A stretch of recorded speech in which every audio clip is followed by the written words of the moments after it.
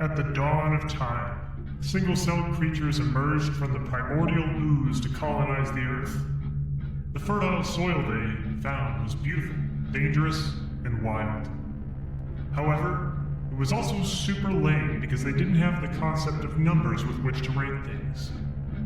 Now, in the year of our spaghetti monster in the sky, 2025, two intrepid brothers have come forth to solve the world's problem. No longer will items go unrated. No longer will everyday objects escape the rule of numerical law. This is Review Everything. Hello and welcome to the start of our second season at Review Everything. This is a show where we take items from across the limitless spectrum of human existence and put them onto a tier list so that we can maintain the structural order of the galaxy. That's our responsibility, and that's what we're here for. You're fucking welcome.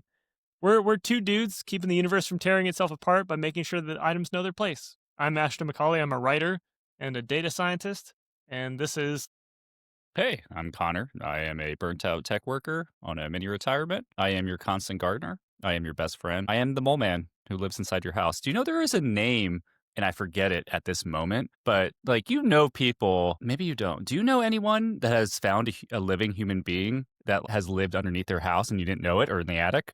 No, but I've read those stories and they terrify the out of me. It has a name. It happens so often, and I know a guy it happened to. It happened to Murder Pete. I'm not going to tell... It happened to Murder Pete? It's it's kind of a good crime story because that is a crime, but I'm going to save that one. But yeah, so I'm one of those guys. That is a good crime. I'm in your attic, and you know what? I'm not sniffing your underwear. I'm not sniffing it. Now that's a crime. That's a crime. And the reason we are talking... Today's theme is crimes. Things that are crimes. Hey, and, real quick, bud. Yeah. So as soon as I threw that out there, I was like, this sounds good. This sounds good. I feel like I hit a nug. And then I thought about it 30 seconds longer after let's do that. And I was like, this one is awful because it's actually caused me a fair amount of stress thinking about what, if I did do things, should I talk about them even in this format of which no one listens to us and I don't use my actual name. People listen. It's made me nervous. And so there's people who listen to this. There's a fair amount of people who listen to this. I want to go harder if I had something to go harder on, but I have been thinking a lot about, is doing crimes a good one? And so I know we have some things that are fun and some things that maybe are not crimes that we have done or crime adjacent. But yeah, I got a little bit anxious about it. Yeah, I did too, because there was a lot of things I wanted to talk about that I was like, not yet. Not yet. Maybe in 20 more years in the tell-all, but not yet. And I didn't want to have to go do a bunch of research on the amount of time that can pass the statute of limitations. It's not, by the way, I did enough research. It's not an actual statute. You can't visit it and then your crimes go away. It's a statute. Yeah, it's different. It's not a statute of limitations. It's a statute. You can't pop up to Lady Liberty and be like, I did some bad things. They don't count now. Yeah, it's like confession at the Statue of Liberty. I tried it and then they told me I was too close. But I did want to start by talking about an actual crime. And just to get you warmed up and get you in the spirit of season 2, we're going to do something that I don't have a title for, so we'll call it Ashton's Super Special Sliding Scale. And then we can figure it out later. But I'm going to tell you a story, and then at various points throughout it, I would like you to give me a tier ranking for it so that we can see how it changes based on the additional information I give you. So we'll start out... Can you just do an example? Yeah. Don't so be your L, but I went give me outside, something. I found a bunny rabbit. Yeah. What's the tier of that story so far? Okay. That's a D tier story, I guess. It was dismembered by a small child. We're getting up to B. And then we ate it together. You and the child? Yeah, me and the child. Is this the real one? I can't tell for sure, but... Okay, I got you. But that's the basic idea. It's like on The Price is Right with the Mountaineer. It's the Mountaineer on Price is Right. Fuck off, let's go. Give me this story. I'm excited about this thing. Yeah, tell me, how much do you know about the Louvre heist that happened last month? I lied to you when I said I didn't know anything, because I did overhear or see something adjacent. I had no idea that it was in the recent past, and I did not retain any of it. And so I'd still say 0, but yeah. Perfect. Are you familiar with the Louvre in general? It is a museum in Paris. It has the Mona Lisa, or a fake Mona Lisa, and then a bunch of other stuff, sunflowers, things like that. Yeah. Actually, it's funny. While I was researching this, I did find out in 1911, a janitor stole the Mona Lisa by hiding it in his coat, just rolled it up, put it in, because it was a lesser known painting in the early nights. which I was like, that's a pretty good crime. Does this story have to do with the Mona Lisa or no? No, it does not, unfortunately, but it does have to do with the crown jewels. That's bad. No, so we all know the Mona Lisa is a shit painting. Yeah, it is, and it's tiny. It's really small. And it should be bigger, you know? If you're going to do a good painting, make it bigger. Honestly, she looks like she's farting. These aren't hot takes. Let's go. We got actual hot takes that are unique to us. Let's stop talking about the Mona Lisa. Tell me about this crime. So, okay, the crown jewels. 2 people showed up in the equivalent of like a cherry picker, you know, like one of those ladders that extends. And they rolled up to the side of the Louvre. And their plan was to cut through a window on the side of the building and steal the crown jewels, one of the most valuable things in the Louvre. How are we doing so far? Yeah. I just need to do the scale, right? What are the crown jewels? The crown jewels are they are jewels from past royalty in France. So there's like a tiara that was owned by Napoleon's wife. Okay, so they have value because of the history. Like jewels themselves and actually aren't they're worth also that just much. Big fucking jewels. Like they're huge. Okay, so cherry picker. Big jewel. Gross. Hey, gross. Stop swinging your big old J's around, my bud. All right, so we didn't enter yet. Because I'm doing the sliding scale, right? So you have not entered the cherry picker. It's just the cherry picker plan to get basically the rating jewels? the plan at this point. You think it's going to succeed? What's the tier? Can I go up and down, or is it? Yeah. You can go up and down. Okay, I like this a lot. This sounds A to me. A tier. Very simple plan. Now, if you were going to execute this, what time of day would you do it? I'd want to do it where it'd be difficult to see me, and so I would choose the dark time. Broad daylight, 10 minutes before the museum opens. But you wouldn't expect that. So that's getting close to S tier for me because I'm anticipating some cool, like it's purposeful. Like these guys are not, or gals are not dumb. Yeah. So turns out there's very few external cameras at the Louvre. So they're exploiting a weakness that there was only 25 cameras on the outside of the Louvre in total. And it's a huge And this was building. Last month? Yes. It was last month and the month before. I have more cameras on my house. It's 1,700 square feet. I have more cameras in your house than they have on the outside of the Louvre. I have more cameras in your toilet than the Louvre has outside. Yeah, well, you got to get all the angles. Yeah, but... Now, so it worked. They were in and out in under 10 minutes and made off with, I think, 8 of France's crown jewels, including a crown that they had to bend to get out of the case. But they basically just walked in through the window, did a little smash and grab, and then walked right back out. Okay, I'm gonna knock it back down to A. Still very cool, but I'm not getting a sense that they have outsmarted something outside the cameras at this point. Yeah, and so, but this is the thing that bothers me is like I feel like every heist movie I watch, like when you try and steal something from a museum, it goes into like a container and like seals shut, and you can't do it. But yeah, they do. They just get away, and they are not found for 2 weeks. Where'd they go? Okay. 2 weeks, they disappear. So there was 2 people that went in. There was 2 people in the car that they think were helping out. And then over the course of those 2 weeks, they eventually found 3 out of the 4 thieves. Were they all still in France? Yes, they were. That's insane. You got out for 2 weeks? And you... Yeah, they caught one getting on a plane. Okay. He was on he bought a one-way ticket. Did he have a jewel with him? So this is the crazy part. Yeah. You can't sell these jewels. Yeah, of course not. So you have to, the only way to sell them is to break them up into very small pieces and then basically sell them as fancy rocks. They have some big ones, but yeah, like they even have some those huge ones. They're worth quite a lot. We are talking like millions of dollars. As of right now, so they have the 3 or 4 in custody. They can't find the 4th person, and none of the jewels have been recovered. Oh, oh man. One person might have got away with it. Do you think, oh man, are they not turning on each other? Do you have any sense of, are they staying united? It doesn't sound like they're flipping. They partially copped to the crime when they were questioned, but that's it. But did they cop to it like, hey, yeah, we saw some cherry pickers and they ran away and they left a bag and we grabbed the bag and we're not quite sure how it got there. We didn't do the crime, but we did end up with the jewels. They got the 2 people who were in there. They got the 2 people who were in there because of fingerprint evidence. Gotcha. But Baby Driver got away. One of the baby drivers got away. Damn, man. That's the end of this heist story as of right now. That's insane. How does that shit still happen? That's what I said. I was like, this is like something out of an old timey novel. But yeah, 2025, somebody just walked in and stole the crown jewels out of the Louvre. That's insane. So I do. There's an aspect of this that I think kind of hits my second item, and that is it feels like to me, even in like modern age, like there were crimes that happened, and I'm not going to say it out loud, because I don't want to be called out for always calling this one crime out.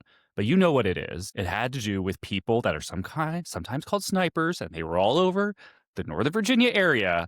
And I've listened to a lot of podcasts about them. We get it. You lived in D.C. when the sniper was there. I know. I get it. I have referenced it. It was very formative in my life. Like, that's where I learned how to zigzag, okay?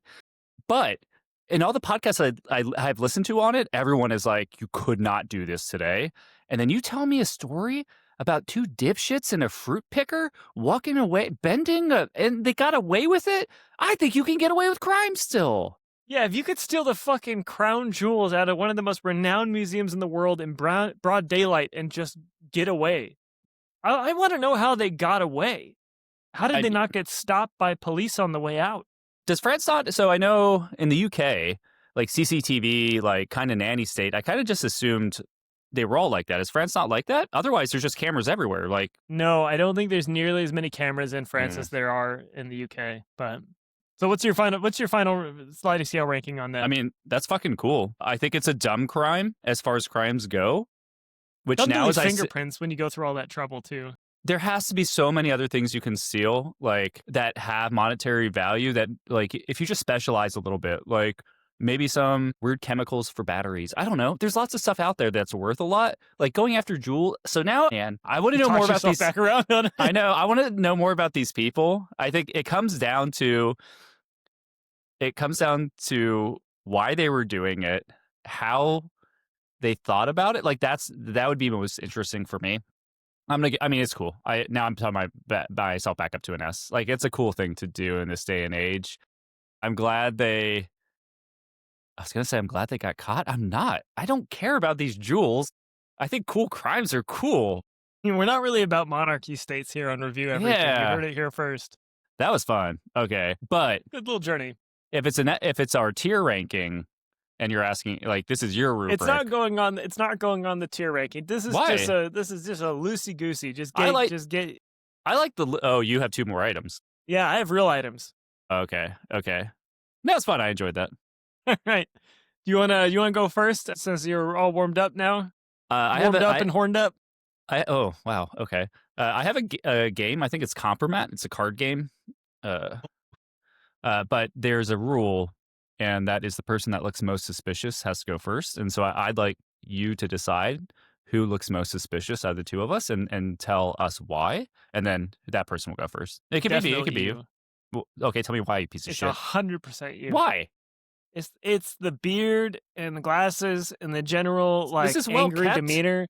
I don't look suspicious. I look like somebody who's, like, just happy to be alive, you know? Like somebody made a wish and I came to life out of wood. I don't like how you're characterizing yourself. You're not that innocent. No, but You've already done a number of genitalia things, including this earlier. Yeah, that's true, but the beard is what adds suspicion. Why? Like the beard is like, what's it hiding? What's hiding behind the beard? I'm not hiding anything. A weak jaw, you know that. You can see my whole face here. Yeah, you have a strong jaw. I can crate mine. You can crate your jaw? Yeah, that's what a beard does. It allows you to create the bottom shape of your face and the sides. Otherwise, like, my chin's really small, right? Suspicious. I'm just telling you, you look the most suspicious to me. If you're asking me, it's you. All right. So my first category, and as I pull up my notes, maybe you can expound upon this. I learned recently, or was reminded recently, that you actually wrote, I think, your graduate thesis on cheating. Academic cheating, to be clear. Academic cheating, both with paper and other things. Mm-hmm. Skin. Yeah. So I have one of the areas that, unsurprisingly, and I'd like to talk to you a little bit about our school experiences. I don't know how you get through engineering school without cheating. And so I want to walk you through various levels of indiscretion when it came to academics. And I would love your expert take on let's do the same tier system. So I'm going from what I think is least to most, as far as like least bad to the most egregious, or the most thing that would feel more like an academic crime as opposed to gray. I love to live in the gray area. I feel like I thrive in the gray, and I haven't had a lot of repercussions in my life. And so I'd love your expertise on how you feel about these things. But real quick, can you tell us what your actual thesis was on? Because it wasn't about assessing it in the way that I'm asking you. It was about something else. So it was part of the research I did for it was assessing levels of academic dishonesty. So I went to Western Washington University, and I was a social psychology master's student, which basically means you can work at Starbucks, but like you can be fancy about it. And my thesis was on something called neutralizing attitudes, which is the Ooh, idea that sounds smart. you can let yourself get away with crimes, or and sort of make yourself feel better about doing crimes by neutralizing the bad feelings you have and putting the blame somewhere else. And this is Oh, something that yeah. wealthy people are really good at. And one of the Mm, main neutralizing attitudes is convincing yourself that it's not a crime or it's somehow okay if you do it. Sort of like tax evasion is a really good one. So wealthy people think, yeah, but like there wouldn't be a hole in the system if I wasn't supposed to use it. And that mm. makes them feel like this crime is okay. And so what my experiment was trying to do was making people feel wealthy by having them read a bunch of statements about being wealthy and having money, and then seeing if they would be more likely to admit cheating in school. Well, that's interesting. That's almost feels like it has a little. Not that you necessarily did the reps, but game theory things that I did in college. We had like a very robust econ. Now that I am a little bit older, I have learned that my school was when it came to econ on the conservative side, and like we poached this Nobel laureate.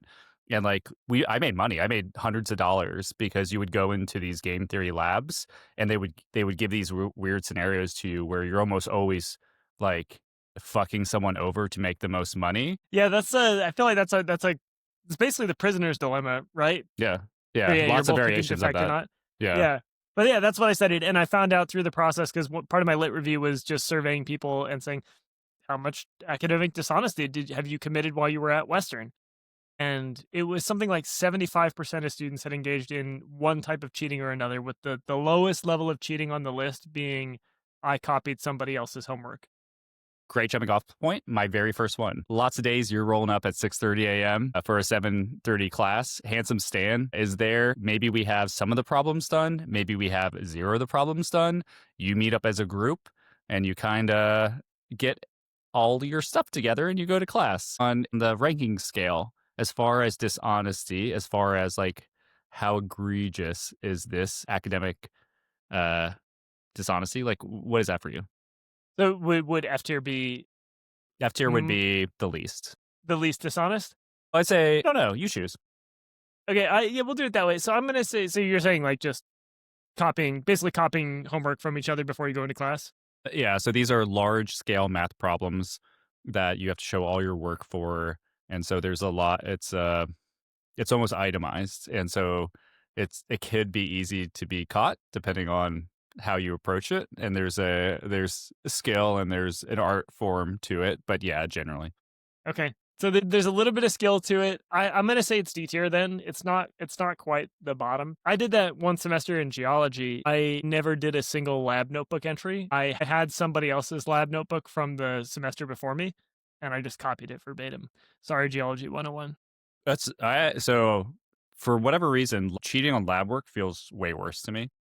So I did the lab work. I just didn't do the write up afterward because they were long, man. There was a lot of work that went into those lab write ups. We didn't have to do that. We just had to So do anyways, D equations. tier. Okay. Similar, I think, to your next one. We had, at the time, I was a minority at my school. This was outside of Washington, D.C. And so, funny enough, being a white guy, there weren't many of us. We had a big kind of like diplomat kid situation being outside of D.C., but there was a big Persian community. At the time, I wasn't well versed enough to understand that Persian essentially meant Iranian. And so I just thought it was these cool, like I had these cool exotic friends in engineering, like 12 of them, but they are a tight group and they bring food, they have community. The other thing that they had was 10 years of all the tests from all the teachers that had been collected as a community. Oh my And God. if you got access to them, that then you were part of that group and you got access to the pamphlet and it grew every year. And so we had 10 years of various tests across every electrical engineering class you could think of. And we use that as our starting point for study materials. And then the next thing you use is what the teacher gives you. How does that feel? 10 years of materials of Honestly, classes. It feels like F tier because you're still doing the work. You're just kind of getting an idea of where you need to study, and so you're still doing the work. So let me refine it, and then I'm happy to take an F because this makes me feel better. It is mostly the value is you have hundreds of test problems that could show up again. Yeah. And so okay, Honestly, it still feels Like, like you these still aren't have to study know how guides. to do it. Like you still have Yeah, to yeah. learn to do it, or so you that have can to do it pattern on the test. recognize enough of them to be successful. Okay, Yeah. so F. So I cool. think that's F tier. I think that's Fuck honestly. yeah, I feel good. I would feel good about that. If it was like one test and they gave the same test every year, it'd be a little higher. But it sounds like you just study. Okay. Okay, good. I got a variation of that later for you that Yeah. I'm hoping you also validate me on. The next one is this one's kind of nuanced, at least for me. And so there was an early class, like a 101 or a 201 class, and you had to get a certain grade to be able to supposedly get into the 301 or the 201 class. But the requirement was different than the degree requirement. And so I could still get my degree if I got it was like a C. I got like a C minus, and I wasn't supposed to be able to take 201, but they never checked. And I took it and I passed. I got to the end of my degree program. I had satisfied everything.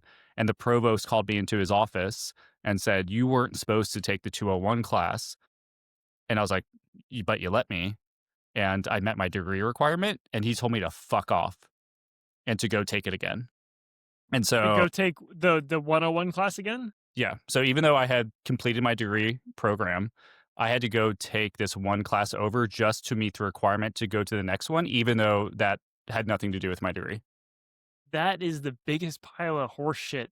It That is. makes me viscerally angry. Okay, so but let's just go back a step to I signed up for a class that I knew I shouldn't have been able to get into, and I ignored that I got into it and didn't tell anyone, and then assumed I could go the next 3 years and get out without anyone caring.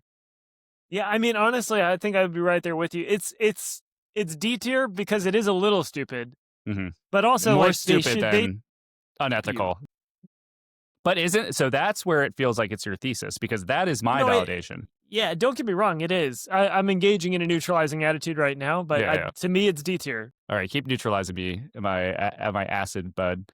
The next one is open book tests, and so just to have in your head, because I don't know what your programs were like, but in many of my EE or electrical engineering programs, you essentially your grade would be 20% homework and then 40% midterm and 40% final. And so you could essentially fail the class halfway through the thing or at the end of the year just by fucking up one day, which I feel from what I've heard from other people is different than like say art degrees or liberal art degrees.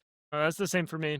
Oh, cool. Okay, good. So this is how flexible when a test is open book. What does that mean for a book to be open? And so in this case, what if you were to put notes in the book? Or what if you were to take the last 4 empty pages of the book and put 10 years of example problems that have showed up on previous tests in micro font, maybe even done on a computer and then laminated and then taped into the book? And so often my tests is for certain classes where we had open book was essentially me scouring through 30 problems that I had already solved 100 times. So I had pattern recognition. Like I did some work, but the core of it was like, could I find out did they replicate the test problem from another test? And if not, did they just change enough that I can use pattern recognition and be like, this is the same problem. They just fucked with something. How does that feel to you? Now we're getting up there. Okay. It's definitely. I'm gonna put that in B tier because it's innovative and it's high stakes. It's really high stakes, and at this point now you're abusing your Persian community. Okay. Well, some of these. I mean, you're not abusing the community. You and the community are abusing the privilege of having these answers to study off of. If it makes you feel better, Omar cheated way more than I did. He Yeah, was a big cheater. Look, it's innovative. It's B tier. It's definitely B tier. I do have one of my core memories, and I don't know why. So there was this individual named Omar. One time, he asked me a question about something, and I was like, "Yeah, dude, it's like eating an orange from the inside out." And I walked away, and he came to me like, a year later, and he's like, "Man, I think about that all the time." And I was like, "What are you talking about?" He's like, "That thing you said about the orange." And I was like, "Tell me what I said." And he's like, "You said something was like eating an orange from the inside out." I was like, "I was just talking nonsense. That meant nothing, my dude." All right, here's my Yeah, next I one. imagine like if anybody tried to, some of the conversations we have while playing video games tried to like tease that out Yeah. and like get meaning from it. It's like when my wife collected those and put them in a book for me for my birthday one year. Oh God. Things she Actually, that'd overheard be while we were gaming when it was that's like, he very looks good. like his kids don't visit. Uh, Oh man!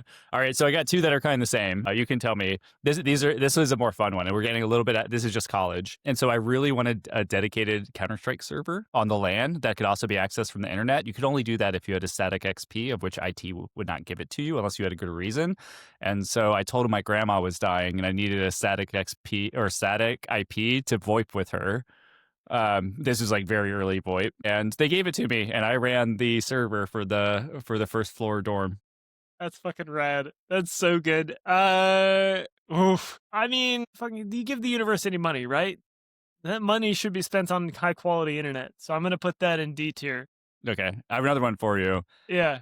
There's a Windows capability. It's like an Echo network thing where you just put a command prompt and everyone on the network, depending on how it's configured, like an old school pop-up comes up and it's terrifying. And one day I was dicking around. I was like, I wonder how, like, one, do I have access to this? And two, how far would it propagate? And I sent a network or a message to the entire dorm base, thousands and thousands of kids that said something like, I'm right behind you. And so as soon as I hit enter and it popped up on my screen, I ran over to my friend's dorm. I was like, holy shit, did you just get a notice? He's like, yeah, what was that? I was like, oh my God, I fucked up. And then I turned off my computer and nothing happened. But I was very scared. Like I was going to get backtraced. And the FBI was going up for me. Wild.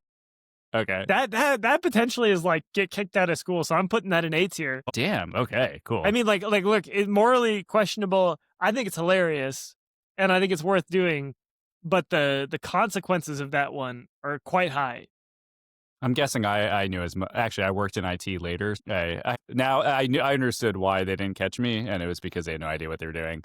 All right, the next one. Are you familiar with order or Big O or Big O notation in software development? So in Double E, you're doing a lot of embedded engineering on small chips, and so very finite things. And so it's a little bit different today, not because search and stuff it matters, but essentially Big O tells you when you run your algorithm or your application, how well does it scale?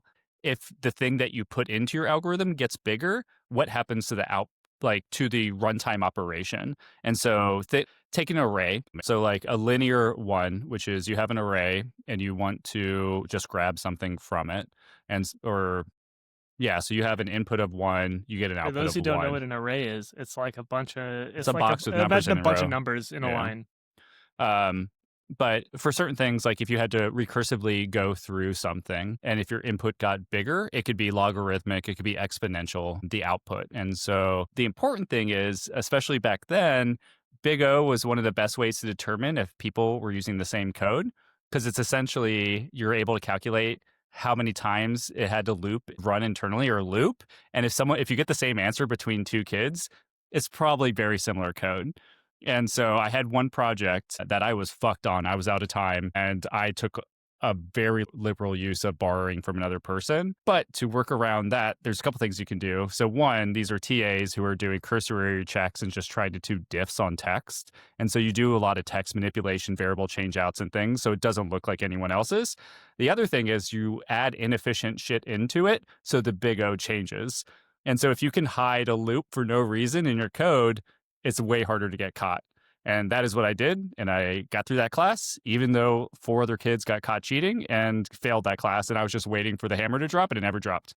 Damn. That's rad. I like that. I'm going to say C tier because you learned how to do work. It's like when I was first at Microsoft and I was coding, I was doing forecasting. And it was when I was figuring out that I don't like to work. I remember this. And then I put something in my code called coffee break, and coffee break just made a progress bar at the bottom of the screen and then spat a bunch of code that like would spool through itself over and over again. So I would hit run on this code, and then I would walk away from my desk, and the code would be spooling through and going through a bullshit progress bar so that I had time to go get coffee. It's more wild to me. No, it's not wild to me because it actually seems like a fun project. No one cared or looked at what you were doing. I mean, look, well, I was a contractor, so if my boss came into the office, I'd be like, "Oh yeah, sorry, code's got That's to different. run." That's different. Yeah. Or like when we were working on, which I'll bleep that term because I still do it. We were working on. You mean the only thing that you do? Yeah, and then you and I would just play Fortnite. Yeah. And then I would say, "Oh, it's taking a really long time to run," rather than optimizing my code, just letting it run in the background because it gave us time to play Fortnite. I was supportive about that. That is F tier. That is nothing. Yeah. All right. That was actually very friendly. I have a bonus one for you. Okay. This just happened at the same time. It wasn't school related. And that was my apartments didn't cash my check one time. And so for someone who lived like with a spare $100, like that was like my living thing for like a 2-week period, I had an $18 or like a $1,200 boon, and I just didn't say anything, and I kept watching, and it never got cashed. That I mean, fucking landlords, I hate them. So C tier. Your thesis Monetary was spot crime, on. but against people I don't like. What is my what is my obligation to inform them though? I think 0. That's a good point. I mean, look, you do still know, so you are still doing it. I think C tier feels that's fair your on moral code. That's your moral code, though. I don't true. think there's anything illegal with it, but a lot of these are moral. Yeah. So thanks I for. always wonder that too. Like, how long can I wait on something before somebody can't legally collect on it anymore? You made me feel better. A lot of these I was a little bit more nervous on, but yeah. That was good. Do you have an overall item for this that you want to rank, or is it just we're doing a bunch of loosey goosey small ones? No, I think for me this is moral ambiguity in getting through college is the item. Interesting. Yeah. I think we all look. 70% of my student body had some sort of moral ambiguity getting through college, and I definitely did. Yeah, it's hard.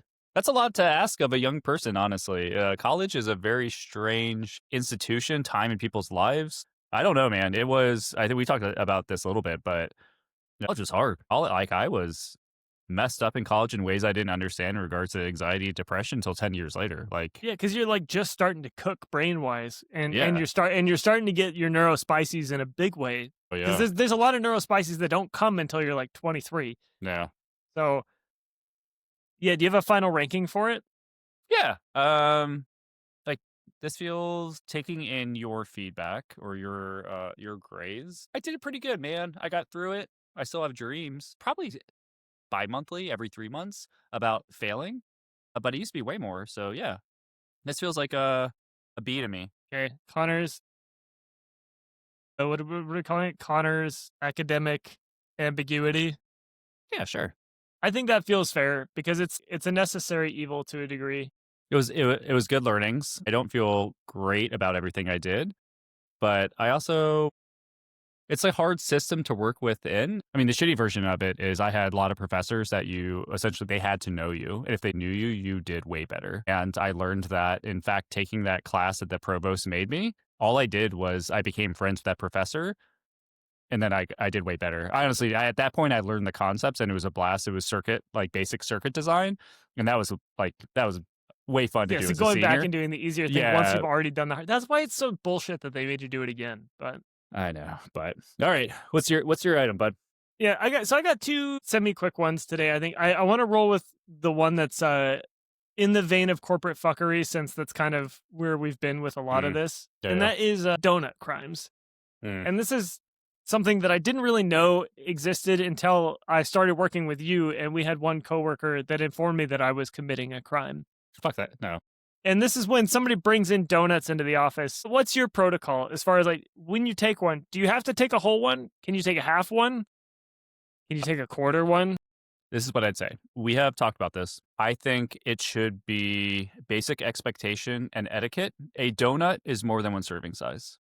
And so the bigger problem is the people that are taking 2 servings of a confection and probably for their breakfast. And so I'll try to avoid judging their diets, but you're a piece of fucking shit if you're eating a whole, you're eating dessert for breakfast, you piece of shit. Like, what are you doing? And so I would say in a normal office, without knowing people really well, it should be totally acceptable to cut a donut in half. Me, regardless of whether I know the people, because I have a strong conviction, a quarter is totally appropriate because that's probably the closest to a serving size, especially if this is breakfast and you're starting your day off with sugar. And the second thing I'll say is that you want to try multiple flavors. And so, like, unless you're a basic ass person and you're just happy crushing 1,200 calories of maple bar, like, get a fucking palate, my dude. Like, try 3 tiny donut bites. That's my take. I think, yeah, so here's the interesting part is I'm with you and then I'm not with you in the sense that, like, I will cut things into halves or quarters and then I will take 2 donuts You're a growing not boy. with the first serving. The first serving will be the equivalent of 1 donut, whether that's 2 halves or 4 quarters. Usually I'd say it'd be 2 halves. And then I'll wait. Mm-hmm. And throughout the day, there comes a time when that donut box is free reign. I think it's probably, honestly, I would say 2:30 p.m. If the donuts came in the morning. Dude, that's so late. Yeah. Yeah, but people don't roll in until noon. Data engineering, they like to come in late, so they don't get there until lunchtime. It's a breakfast treat. No, you don't have to let the breakfast treats wait till 2. Okay, what's your time? When does that box of donuts become free open reign? Season? Noon. Afternoon. Okay, that's good. So I'm getting returned to office next year. So this is very relevant to me because I assume that my compensation for being forced into a WeWork in the Seattle area, donut and is pizza going space. to be 1 or 2 boxes of donuts for 36 people, and it's going to be important to me knowing the politics and the etiquette. So we're sort of laying that out in advance. And I know sometimes my boss listens to this podcast, so I just want you to know I covered my ass with this. I did the math. And if they come to fire me because of the amount of donuts I took or the proportions I cut them into, know that we have gone over this and we have already ranked them. So you cannot fire me. You are not in the moral right, sir. You cannot. I have a more important question for you because I think I might have gotten a hint. I might have gotten a little whiff of something that felt a little bit nefarious, a little bit more nefarious, A-Town. And that was, is there any aspect of this based on your data collection and doing this, that by cutting it, you're actually increasing your chances to get more donuts at 2:30 because you've essentially mangled these fucking things, and there's a good portion of the population who doesn't want to eat something that has been mangled. Well, I know. So here's consciously, I hadn't thought about that, but I do. Maybe it's less of that, but it is a lot easier. Say these donuts have been cut into, I don't know, 4ths or 8ths, whatever it ends up being. It's a lot easier to just walk by, snag a quarter of a donut, pop that whole thing in your mouth before anybody sees you. And then the next time you pass by, be like, oh, I forgot these were here. I guess I should grab one. And then you grab another 4th and pop it in. Then you wait to see, did anybody see that one? Oh, they didn't see it. And then you go back again. And you're just like a vulture, just slowly circling this carcass of donuts and picking them off one by one. There's always more than one of you in the office, too. There's more than one person who wants to eat that entire box of donuts to themselves. I don't think there's many. I think I won't say who it is. I know who it's going to be in the Seattle office. I know you. And I know you. Just say it off air. We'll bleep it. Just say it. Sounds like a donut pilfer. Second question for you. The preference to circle around, is there any sort of shame based? Not for what I'm eating, no. So I generally don't have shame about what goes into my body. It's just to avoid you don't feel the shame. I don't want people to think I've taken more than my share. But you don't actually feel shameful if you had. It's more about them not seeing you do it, so they don't. Yeah. Okay. Yeah, that feels right. Yeah. I love this one. Yeah. As far as crimes go, let me see. Oh, the other thing. This is fun. So I've committed to my bit of drawing my items every week. They're very good. And I actually like the art I did for this one. So let's pull that up. It's very good. Yeah. Office donut crimes. Good classic. A Homer Simpson donut. There is a donut jelly. called the Homer at Voodoo Donuts that I get every time that looks just like this. And after I drew this last Thursday, I went and got that donut before I went to a show. Sounds good. Okay.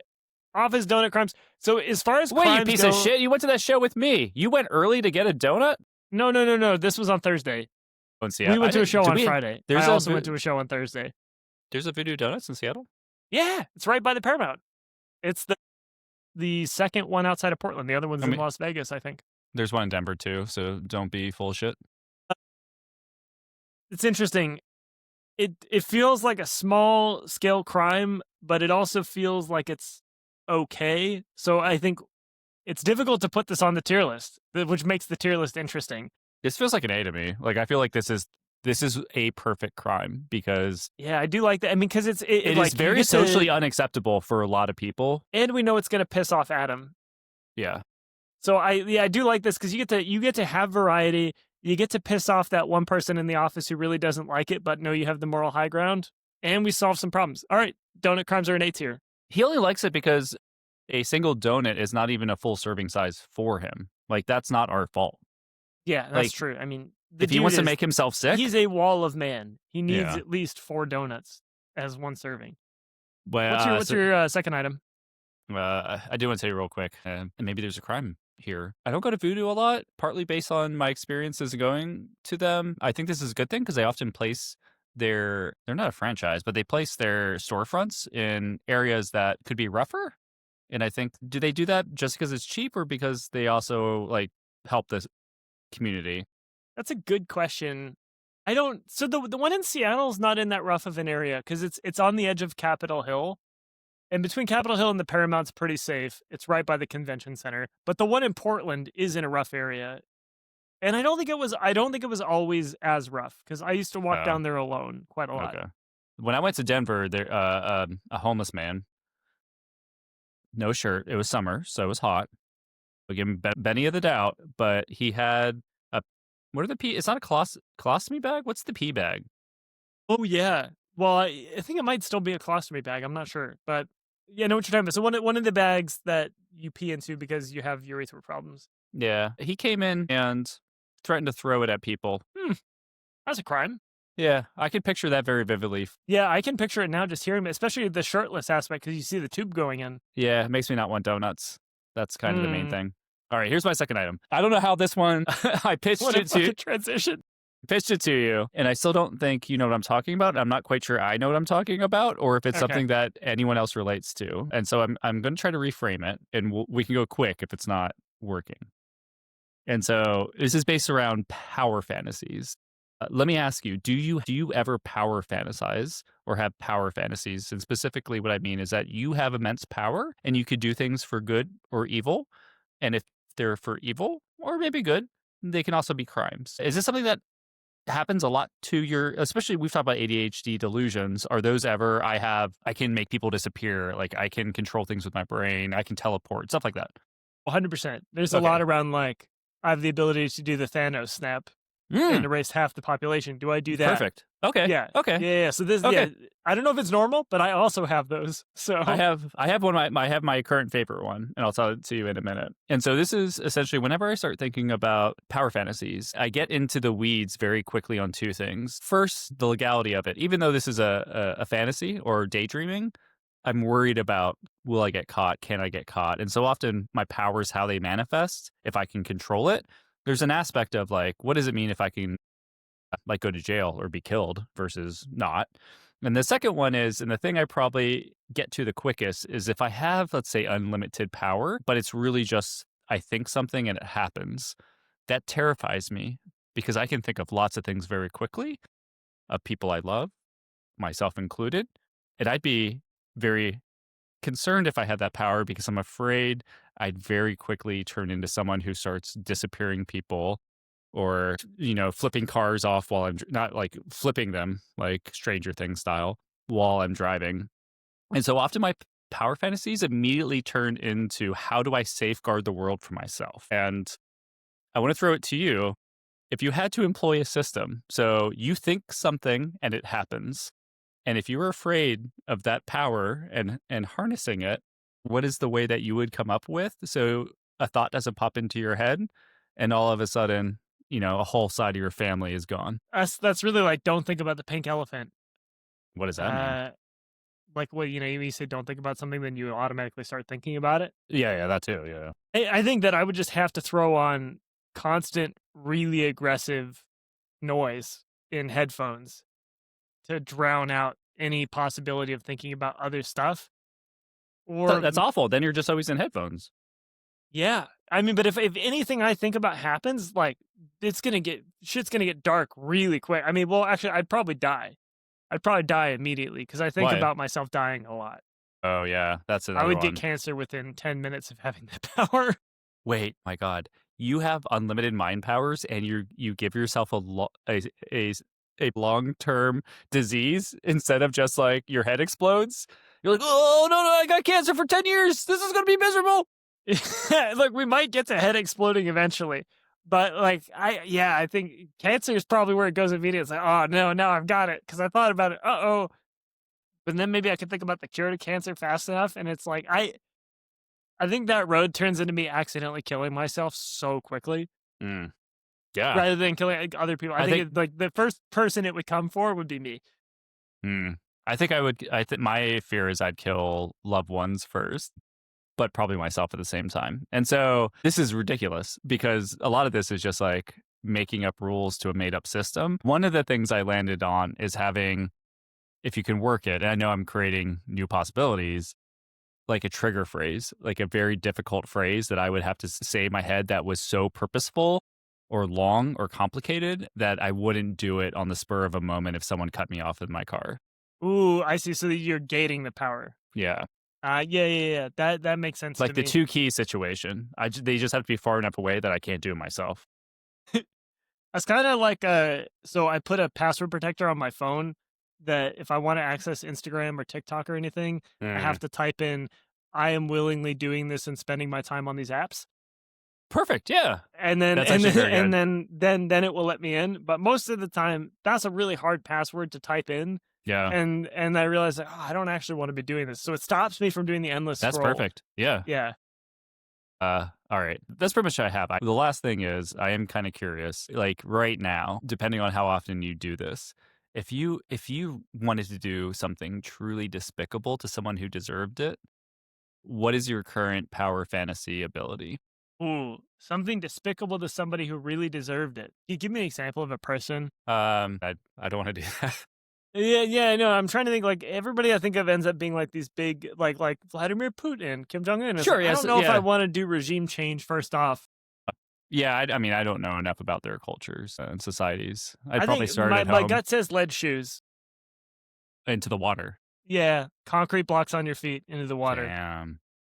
Ice Okay. cold. Mine currently is this is a power fantasy where I have unlimited power and like I cannot be killed or even people would know about that I was doing this. But I would love to Vecna some people like in front of a stadium. Oh shit. Kind of like Bane, but instead of like blowing up the bottom of the stadium, just like 3 people show up and everyone has to watch without any ability to change the situation. These people get Vecna'd, like they float up in the air and things start popping back and forth. I think I could do that. Wow, that's real. Yeah. That I can picture that so vividly because that scene in Stranger Things terrified the shit out of me. The first time you see somebody get Vecna'd. Ugh. But now I think I can Vecna people. I feel that feels like a cool power, like evil power fantasy, like power, right? Yeah, it does, but I don't want it. I don't want to be Vecna. No, you have the password on your thing. You just have to say like, I don't want to be Vecna even with a password. okay. Me either for sure. But yeah, definitely. My password is I kind of feel like I want to be Vecna right now, and I'm choosing this of my own volition. And you know what? I'm not going to judge myself too hard, and then I can do it. So where are we going to put? Connor's idea. death power fantasy. No, this is the gating to it. The gating. How to stop Conor from accidentally killing everyone when he has unlimited powers. And it's not accidental, it's the wrong word, because it's not an accident if I think it, but you know what I mean. Yeah. Hold on. This is kind of a big one. All right. So the idea of stopping you from killing everybody, big pro on that. So it feels like it has value. Mm-hmm. It's hard actually not to put that in S tier. When the idea is like, this is the only thing that stops us from getting Vecna'd by you. But if we bring this back to the real world and just think about this as a delusion, heavily ADHD delusioned individual who is honestly trying not to think about negativity, I would put this in like C or D. Yeah, I agree with you. Because you're not actually Vecna, I say let's put it in D tier. Don't get Put me it down wrong. here. If I actually had that power, I would move it higher. Well, yeah, for sure. If you were Okay. actually Vecna. Okay. We got to get icons for these. Now it makes me want to do mine because you're doing yours. It's pretty fun. I've learned a lot about cartooning already. It's not as good as the ones ChatGPT made yet, but we'll get there. I'd say they're better. All right, home dog. Come on, All right. A-Town. Last Hey, house. one, bringing us home. So this is supermarket crimes. Yeah. And this item comes from a time when I didn't have as much money, but I lived above a grocery store that was for people who did have a lot of money. So when I was in my mid-20s, I was living in Green Lake, and my rent was way higher than I could afford. I had an ex-girlfriend that went to grad school and stopped working right after we moved in together. It felt a little bit like a con, if I'm being honest. Yeah. And so I was paying solo rent on a Green Lake apartment and living above a PCC. Holy crap. Yeah. PCC, That's awful. It was awful. It was a pretty bad relationship, if I'm being honest. But PCC is really expensive. For those who don't know what it is, it's if you can imagine Whole Foods, but somehow more expensive. Like everything costs more at PCC. Eggs were expensive. Eggs were their current price back in 2013 or whatever this was. Can I give you my hot take on PCC? Mm. So one, it's the only decent grocery store we have where I live, except for we're getting a Ujamama. Ooh, and a Wajamama. Yeah, so super jacked about that. So I'll be switching because there's a amount of overlap. Here's my frustrating thing about PCC. They have the weirdest, bougiest shit. They don't have the normal version of it. Like you can go, like I went one time to get masa that you can find in any grocery store, any cheap grocery store, like, and they had like cassava flour and they had the strangest stuff, but they didn't have basic things that slightly non-white people need. And that really bothered the fuck out of me.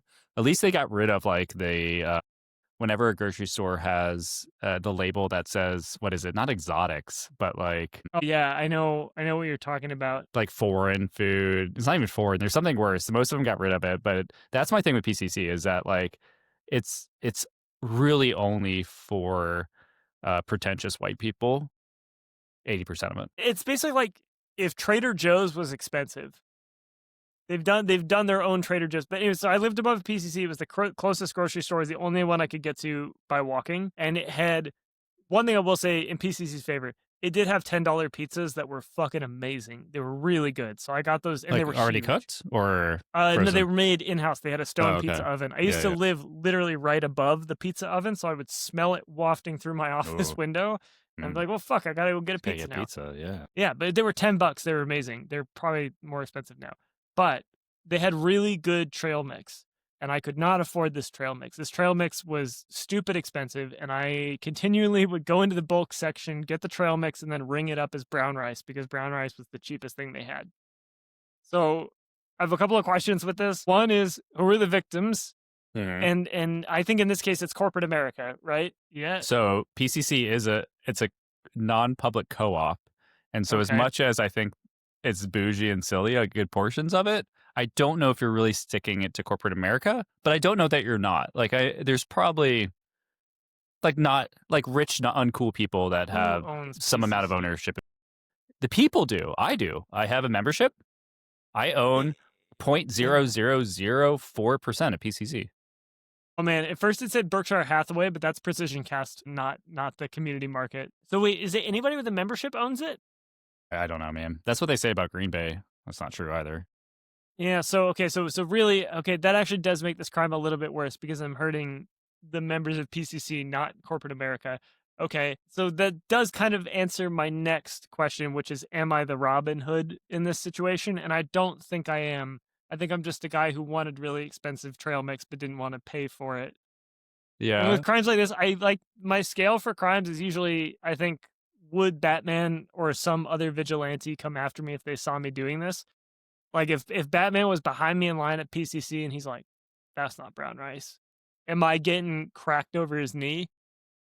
Or is he letting this one slide? So, I mean, Batman doesn't buy his own groceries. That's true. But maybe let's say in this scenario, Batman was in the grocery store because he just stopped it. The Joker was going to blow up the pizza oven and he stopped it. And he's like, I really want a candy bar. I don't have time to change into Bruce Wayne. I'm just going to buy one myself. He gets in line and he sees me ringing up trail mix as brown rice. He's like, this fucking guy, I just stopped the Joker for blowing up a pizza oven and now I got to deal with this. Does Batman come after me in this scenario or is Batman letting it go? Is Batman letting the trail mix go by? So I didn't fully understand the extent of your indiscretions here. This is essentially wire fraud.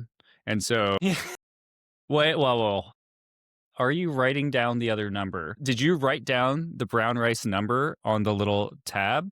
No, I used the picture thing.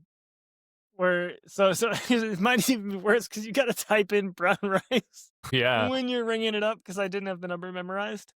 This one, it feels more dangerous and it does feel more like a real crime. And I've told you this, but for the community, so the problem with PCC is that everything there is bougie. And so there's less of an opportunity unless you're doing straight up fabrication of what you're buying versus what you're actually buying, like A-Town did here. I would say at more normal grocery stores, plenty of times, this week included, I don't always remember if I grab the organic thing or not the organic thing, and if it doesn't have a sticky, or you know what, if I don't want to look at that sticky, it's getting the regular version. And so to me, that feels in some ways worse. No, it doesn't. It feels better in all ways. Yours feels like a crime. There's a degree of intentionality behind it. And I'll clarify, I don't do this anymore. I only did this when I lived above PC. Actually, the thing that we're doing is the same. The difference is I have plausible deniability. You do not. Yeah. And that seems, from a risk perspective, worse, but from a morality or crime perspective, the same as what I do. Yeah. But I'm here for it. Fair. I'm here for it. It also, it always made me think, too, when I was doing it. I wonder if there's a data scientist who's analyzing the data from the bulk food section to see what is going out versus what is actually being tagged as going out. And if there is some national grocery store data person who's identifying bulk food fraud. This is essentially gray market. It's like when we were trying to track down gift cards where they were sold, where things were being redeemed across countries and finding arbitrage situations when it came to Xbox and digital currency. Yeah. So, I mean, that's kind of what I got for you here. This is a tough one to rank. Because it does feel bad. I don't feel good about it in hindsight. It does make me feel bad. Can I throw another point, though? Trail mix maybe. So one thing that makes me feel better about what I do, which I don't know if it's applicable because it's mostly about produce, is that if I'm getting produce at, say, a QFC, most of that shit's rotting. In fact, the other day, I was just looking at their gross ass. Why does QFC have chanterelles? No one's buying chanterelles at QFC. They're just rotting in the bin and they throw them out. And so those are expensive mushrooms too. They are. And so I don't feel as bad. I assume QFC is a publicly traded company and I think they're not run well. And fuck them. Yeah, fuck it. Fuck it is what I say. This is A tier. This is a good crime. This is an actual crime, and I'm glad you were the only one who had the cojones to bring us and to communicate out loud in front of your boss, in front of God, in front of this country, that you are a fucking criminal, and that deserves an A. Put that in I don't know if it does. I was going to put it in D tier, so...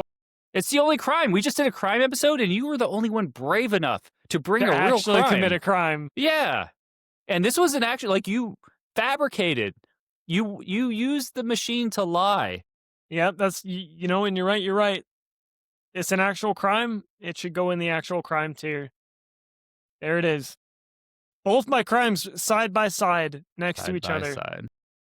I got a closing question for you. Yeah. You ever run for the police? In any sort of... Yes, I have run from the police before. On foot? On foot. Man, your life is a movie. Your life is a movie. Yeah, they were campus police. No, that doesn't count. My friend caught doing things with a female in the top of the tower, and they were just like, "Stop fucking up here! Get out, Carl!" And he's like, "Okay." I ran from them because I wanted to go for Taco Bell for my lunch, but I didn't have an off-campus pass, and this was in high school, and so I ran and hopped a barricade. I thought I got away with it, and then I came back to school. And they were fucking they came into my class and pulled me out, and I got detention. That's pretty Because cool. they're like, that's the kid. I was like, I got away from. I thought I For got away Taco with Bell. it, and then I realized after I was in detention, and the security guard was running detention, and he was like, "Hey, so one thing that you should know if you're trying to get away with this is don't wear a bright orange hoodie." I was wearing a neon orange hoodie. Didn't take it off when I went back to class. That's Only one wearing a safety orange hoodie that so day. that's why they knew that you were shit at this, and you said you weren't a bad kid. That's why. Yeah. Oh man, one more story of a time I didn't commit a crime, but people thought I did. Because so I've had these stoner eyes since like long before Yeah, sure. I had ever. I thought engaged you with were weed. so high when you were interviewing when I met you. Yeah. You were also like, wearing this like a is- Joker suit. It was strange. I was not wearing a Joker suit, but I remember you wearing like a my velvet eyes have green always suit. looked like this since I Okay. was a kid. It has. I've looked like I'm stoned for my entire life, and most of the time I'm actually not. But I was in a parking lot with my friend Michael, not the Michael you know, different Michael, and I was trying to explain to him that if you held a lighter under a balloon that's full of water, the balloon's not going to pop. Because Okay. the water is going to cool the plastic fast enough that unless you boil the water and hold it under there for a really long time, it's not going to pop. I know And that. that's it's a fun little trick you can do. It doesn't work forever, but it works for a while. But we didn't have a balloon. What we had was tinfoil. And so we filled tinfoil with water, and he was trying to do that. And then I went in to meet somebody for a first date at this coffee shop, and he went in somewhere else. And I was in there, and then all of a sudden I see 2 squad cars box my car in this old 97 Subaru Outback. And I go out and I'm like, "Hey, that's my car." They're like, "So we got reports of somebody doing hard drugs in this vehicle. Do you mind if we search?" Yeah, it looks the like you're car?" freebasing. I don't even know what Yeah, and I was freebasing like- is. And I was like, "Yeah, please search the car because like there's nothing in there." They did find like 18 Bic lighters because it was 4th of July and I had bought a bunch so I could light a bunch of fireworks, but nothing else incriminating. But on this first date with What somebody, are you talking she saw me get about? stopped by 2 police officers and have my car searched. Because Michael too he had an aluminum water balloon. He was trying to. Yeah, he was trying to fill aluminum foil with water and then see if he could burn a hole in the bottom to prove that I was wrong. It's not proving nothing I about this should makes note, sense. He became a fucking engineer. Like he became like an aerospace engineer. He's a very smart guy, but we did some very dumb stuff together in high school. So you went to go on a date. He stayed in your car.